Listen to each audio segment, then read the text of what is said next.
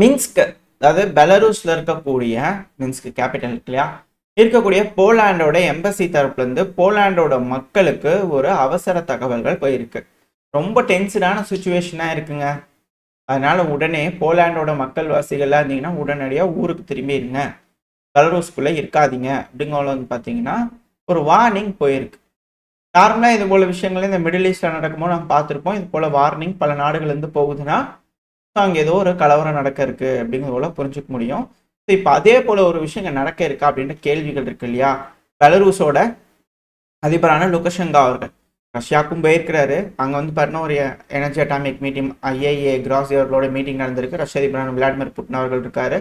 லுகஷெங்கா அவர்களும் அதை பார்ட்டிசிபேட் பண்ணிக்கிறாங்க. அதை பற்றின நிறைய விஷயங்கள் வந்துட்டு இருக்கு. இது நம்ம அடுத்த பயில பார்க்க ஆரம்பிக்கலாம். பட் ஆனால் அதில் சொல்லக்கூடிய மிக முக்கியமான ஒரு விஷயம் என்ன அப்படின்னா, பெலரூஸோட அதிபரான லுகஷெங்கா அவர்கள் புட்டின் அவர்களுக்கு நன்றிகள் சொல்லியிருக்கார்.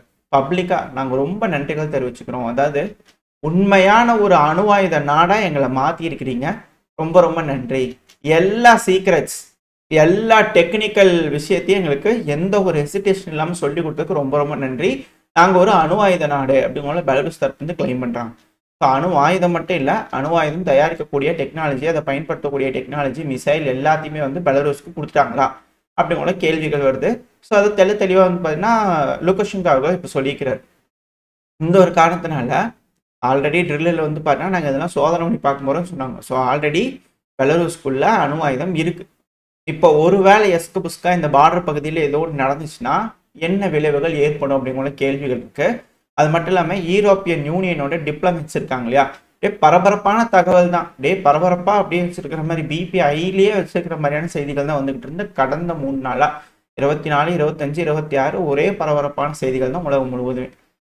அதுவும் இந்த யூரோப்பியன் டிப்ளமேட்ஸ் தான் இருக்கிறாங்க இல்லையா, அதாவது மிக முக்கியமான நபர்கள் இருப்பாங்களே யூரோப் நாட்டில் இருக்கக்கூடிய ரெப்ரசன்டேட்டிவ். ஸோ அவங்கள வந்து பார்த்தீங்கன்னா கிரெம்லினுக்கு வார்னிங் கொடுத்துக்கிறாங்க. அதுவும் ஒரு ரெப்ரசன்டேட்டிவ் வந்து என்ன சொல்லிக்கிறாங்கன்னா பர்சனலாக ப்ரைவேட்டாக வந்து பார்த்தீங்கன்னா ரஷ்யாவுக்கு, ரஷ்யானாலே கிரெம்லின் அவங்க ஹைலைட் பண்ணுறாங்க. ஸோ அவங்க வந்து பார்த்தீங்கன்னா வார்னிங் கொடுத்துக்கிறாங்க. இதுக்கு மேலே ஏர் ஸ்பேஸ் ஏதாவது வயலேட் ஆச்சுன்னா தயக்கம் இல்லாமல் சுட்டு தள்ளிடும் அப்படிங்கிற வந்து பார்த்தீங்கன்னா அவங்க தரப்பு வந்து வார்னிங் வந்திருக்கு. ஸோ இதுக்கு ரஷ்ய தரப்பு வந்து எப்படி ரியாக்ட் பண்ண போகிறாங்க அப்படிங்கிறது பார்த்தலாம். ஆல்ரெடி ஜெலன்ஸ்கி அவர்கள் ஆயுதம் கேட்டதுக்கு திமித்ரி மெத்வதேவ் அவர்கள் வந்து பார்த்தீங்கன்னா அவருக்கு இன்னொரு விஷயம், அவர் ஒரு பேட் வேர்டு யூஸ் பண்ணியிருந்தார் மெத்வதேவ் அவர்கள். இப்போ தான் அவர் ஃபார்முக்கு வராரா அப்படிங்கிற அவருக்கு இன்னொரு விஷயம் தெரியும். இன்னொரு விஷயத்தையும் கூட சேர்த்து தெரிஞ்சுக்கணும். ரஷ்யா கிட்ட இருந்து ஏவக்கூடிய ஒரு குண்டுனால இந்த உலகத்துல எந்த பங்கருமே வந்து பாத்தீங்கன்னா யாராலையும் காப்பாத்தாது, எந்த பங்கரும் காப்பாத்தாது இந்த மிசைல் கிட்ட இருந்து. ஸோ அதையும் அவர் தெரிஞ்சுக்கணும் அப்படிங்கிறது போல திமித்ரி மெத்வதேவ் வந்து ஒரு செய்திகள்லாம் போயிருந்து. இந்த இடத்துல டென்ஸ்டான ஒரு சுச்சுவேஷன் வந்து பாத்தீங்கன்னா நடந்துகிட்டு இருக்கு. இப்படி இருக்கும் சூழ்நிலையில மால்டோவா, ஆயிரக்கணக்கான மால்டோவா சிட்டிசன்ஸுக்கு இம்மீடியட்டா ஒரு லெட்டர் போயிருக்கு. அதாவது மிலிட்ரி இராணுவத்துக்கு சமன் ஆகணும், எல்லாரும் வந்துருங்க அப்படிங்கிற ஒரு லெட்டர் வந்து பார்த்தீங்கன்னா போயிருக்கு. சினாப்ஸ்ன்னு சொல்லுவாங்க, மால்டோவோட கேபிட்டல். எதுக்காக சடனாக இந்த மொபைலைசேஷன் அலர்ட்ஸ் எல்லாத்துக்கும் வந்துகிட்டு இருக்கு அப்படிங்கிற பதட்டம், பீதி பேதி அங்கே இருக்கக்கூடிய மக்களுக்கு நடுவில் பரவிட்டு இருக்கு. மாயா சண்டாவ் அவர்களுக்கு ஆதரவு வலைகளும் குறைஞ்சிக்கிட்டு இருக்கு.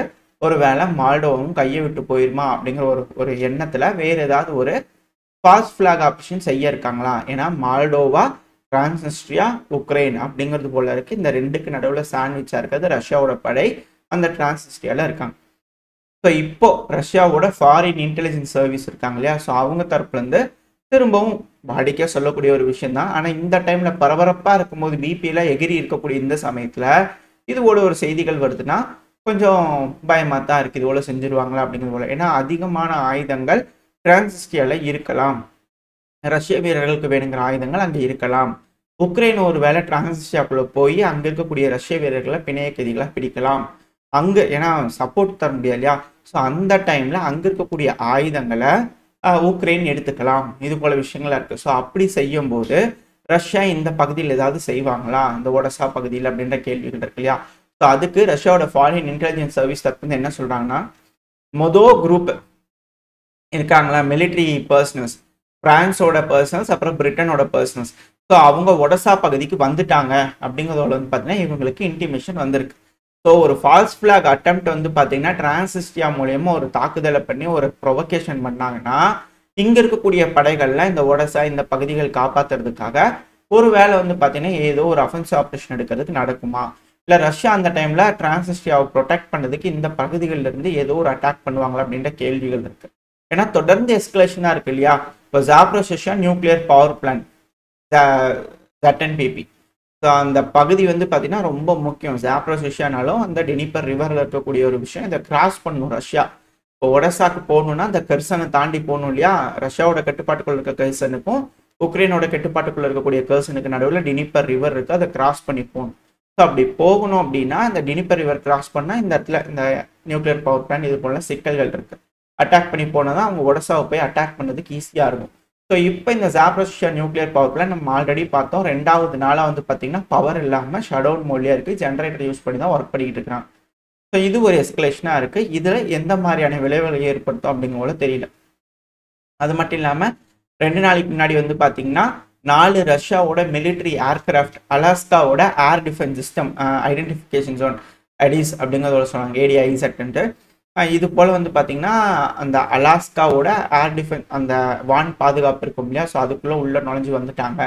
அதுவும் 2 TU-93 பாம்பர் TU-95 பாம்பர் ரக விமானம், அதுக்கப்புறம் 2 SU-35 ஃபைட்டர் ஜெட் வந்து பார்த்தீங்கன்னா உள்ள வயலேட் பண்ணியிருக்கு. இதுக்கு அமெரிக்க தரப்பு வந்து ஸ்கிராம்பிள் பண்ணிக்கிறாங்க. வண்டி கட்டு எங்களோட பகுதி அப்படிங்கிறது போல அவங்க ஸ்கிராம்பிள் பண்ணியிருக்காங்க. ஸோ இந்த பகுதி எல்லாமே வயலேஷன் ஆகிட்டு இருக்கா.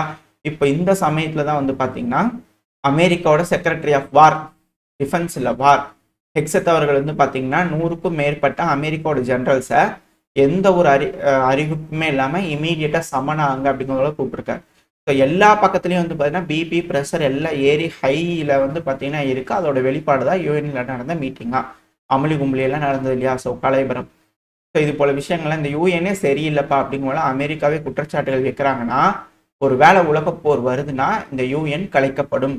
ஸோ அது போல் ஏதோ ஒன்று நடக்குதா அப்படிங்கிற கேள்வி வரும். அந்த பிரச்சனையெல்லாம் முடிஞ்சதுக்கப்புறம் ஒரு 10 வருஷம் ஆகுமா, 10-15 வருஷம், அதுக்கப்புறம் ஒரு அமைப்பு ஃபார்ம் ஆகும். அது யாரோட தலைமையில் யார் பவர்ஃபுல்லாக அப்போ ஜெயிக்கிற மாதிரி இருக்காங்களோ அவங்க தலைமையில் ஒன்று ஃபார்ம் ஆகும். அதுக்கப்புறம் ஒரு அமைதி பேச்சுவார்த்தை வரும். இதுதான் பேட்டன்ட்டாக World War I World War II நடந்தது. ஸோ அதே போல் ஒரு விஷயம் நடக்குமா அப்படிங்கிற அச்சங்கள் வர ஆரம்பிச்சிச்சு. அதனால தான் ட்ரம்ப் அவர்களே குற்றங்கள் வச்சாரா யூஎன் மேலே அப்படின்ற கேள்விகள் இருக்கு. ஸோ இது வந்து பார்த்தீங்கன்னா நடக்கக்கூடிய எஸ்கலேஷன்ஸ். ஸோ இந்த டைமில் ரஷ்யா உக்ரைனோட சுமி பகுதியில் லார்ஜ் ஸ்கேல் ட்ரோன் அட்டாக் வந்து பார்த்தீங்கன்னா நடத்தியிருக்காங்க. இதனால பல பகுதிகள்லையும் தீப்பிடி செறிஞ்சிருக்கு. சுமி சிட்டி முழுவதும் கலவரமாக இருக்குது அப்படிங்கிற குற்றச்சாட்டுகள் உக்ரைன் தரப்புலேருந்து வந்திருக்கு. At the same time Russia Chernihiv பகுதியிலையும் தாக்குதல் பண்ணிக்கிறாங்க. செர்னிகிவ்ல 30,000க்கும் மேற்பட்ட மக்கள் கரண்ட் இல்லாமல் பாதிப்படைஞ்சிருக்காங்க அப்படிங்கிற சொல்லியிருக்கிறாங்க. ஸோ செர்னிகிவ்ல 2வது நாளாக மிக பெரும் அளவில் தாக்குதல் ரஷ்ய தரப்பு வந்து பண்ணிட்டு இருக்காங்க. சுமி செர்னிகிவ் பக்கத்து ஒப்லாஸ்ட், உக்ரைனோட ஒப்லாஸ்ட். ஸோ இந்த பகுதிகள்லேருந்து ஏதோ ஒரு அஃபென்சிவ் ஆப்ரேஷன் எடுப்பாங்களா? இந்த பதிவோட ஸ்டார்டிங்கில் சொன்ன மாதிரி ஒரு வேளை பெலரூஸில் ஏதோ ஒரு த்ரெட் இருக்குது, போலாண்ட் ஏதோ ஒரு த்ரெட் இருக்குன்னா உக்ரைன் இந்த வழியாக அட்டாக் பண்ணி தான் ஆகணும். ஸோ அப்படி பண்ணால் தான் பெலரூஸை கட்ட முடியும். அப்படி இல்லைன்னா மிக பெரும் சிக்கல். ஸோ அதுக்கு ஏதாவது திட்டம் வச்சிருக்காங்களா? ஸோ அதை ரஷ்ய தரப்பு வந்து தவிடுபடி ஆக்கிட்டு இருக்காங்களா அப்படின்ற கேள்விகள் இருக்குது. நேத்திக்கு நம்ம பார்த்துருப்போம் இந்த செர்னிகிவ் பகுதியில் அதிகமான வீரர்கள் குமிச்சிருக்கிறாங்க, ட்ரைனிங் கிரவுண்ட்ஸில் இருந்ததுன்னு சொல்லிட்டு. அதுவும் ஒப்லாஸ்ட் பக்கத்துலையே, ரஷ்யாவோட பக்கத்துலேயே இவங்க போய் எப்படி ட்ரைனிங் எடுப்பாங்க? அங்கே ராணுவம் தானே இருக்கணும் அப்படின்ற கேள்வி இருக்கு. எது எப்படியோ ரஷ்ய தரப்பு வந்து வீடியோ பதிவுகள் விட்டுருக்காங்க. அந்த செர்னிகிவ் பகுதியில் நாங்கள் எப்படி கண்டுபிடிச்சோ அடிச்சிருக்கோம் பாருங்க, அங்கே வீரர்கள் தான் இருந்தாங்க அப்படிங்கிற வீடியோ பதிவுகள் ரஷ்ய தரப்பு வந்து விட்டுருக்காங்க. 2 இஸ்காந்தர் மிசைலு, அதுக்கப்புறம் ஒரு ட்ரோனை வந்து பார்த்தீங்கன்னா யூஸ் பண்ணி தாக்குதல் பண்ணிக்கிறாங்க. பேக் டு பேக் ஹிட் நடந்திருக்கு.